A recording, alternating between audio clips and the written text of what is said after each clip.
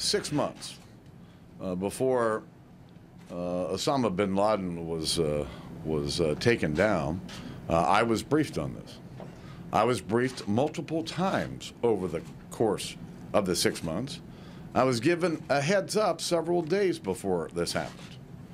And so this idea that they couldn't trust us to not leak things is just not true. And it wasn't just me. There were other members of the leadership who were well aware of the planning and the activities that were going in to this effort. Can I just follow up, because you were briefed and other leaders on the possibility of the swap, on the fact that the administration did want to talk to the Taliban about a 5-for-1 swap. So you had No, that is not true. I was never briefed about a 5-to-1 swap, nor were there ever any names. There was a discussion several years ago about efforts to get Bergdahl back, and we're glad that he's back. But I was never briefed on any specific negotiation. And again, this goes back years ago. We've heard so much though, members of both parties expressing their concern that Congress was not kept in the loop because of their trepidation about this deal anyway. I mean, what have you said to the White House? What have you said to the Defense Department saying, look, you know, we have an equal role in this as the Congress and need to be told? Listen, we're glad that Bergdahl is back. But the biggest issue here is the violation of a policy that the United States has had for many, many years, that we don't negotiate with terrorists.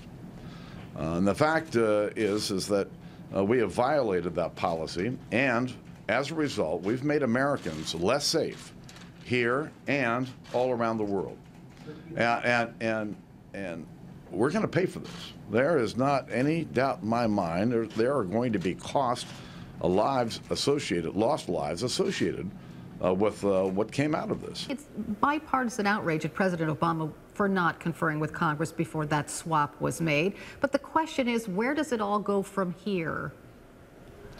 That is a good question, and you know, probably not very far, except to have this open discussion about why there isn't the trust that the administration should have in Congress as an equal branch of government to have this information, to know about this information. You know, the administration argues, as they did again last night, that they were worried about leaks and they thought that Sergeant Bergdahl's life was in danger, and that's why they didn't do it. But I think I just want to underscore what we just heard from John Boehner.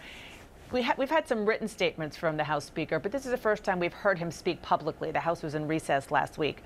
And the fact that he revealed for the first time that he knew 6 months before the bin Laden raid that it was a possibility, and that he was briefed multiple times, and even, as in his words, got a heads up several days before, is sort of indicative of the fact that they do trust in some respects. You know, he is the highest ranking Republican, and the way it's supposed to work is leadership. He is among the leaders, and the top Intelligence Committee chair and ranking are supposed to know these things at the very least. Deirdre Walsh, that was our congressional producer, Deirdre Walsh, who was pressing him on the obvious and important question, which is the administration argues that Congress did know that the possibility of this Bergdahl swap was in the works for some time. His answer was interesting in that he says he didn't know that there was a 5-to-1 swap. He was never told that. So that is some new information that we got from the House Speaker. Now, I will just say that, you know, there is a difference. Certainly the amount of classified information could be similar, but there is a difference in telling Congress that you're going to go get the most wanted man on the planet, and which is not controversial, and telling them that you're going to swap 5 Gitmo detainees for 1 U.S. soldier, which is controversial. So there are different reasons, I'm sure, inside the administration for telling Congress about bin Laden and not so much about a controversial swap.